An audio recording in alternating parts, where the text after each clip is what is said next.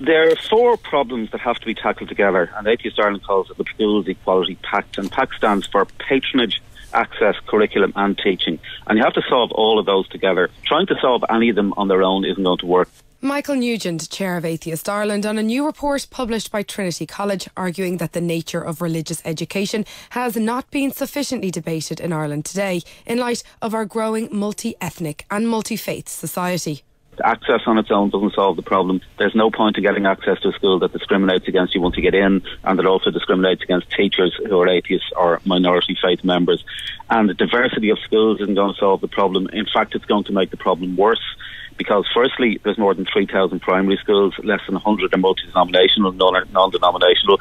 And even with the maximum diversity possible, more than half of all families will still live in an area where there's only one school, and that school will still be Catholic.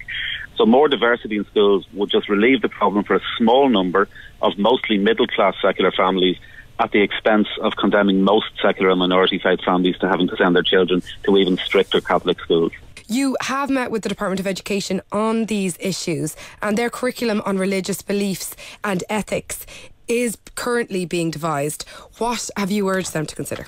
What we have told them is that atheist and minority faith families need an adequate opt-out from that curriculum. The government knows how fundamental this problem is, and just tinkering at the edges of it is not going to resolve it.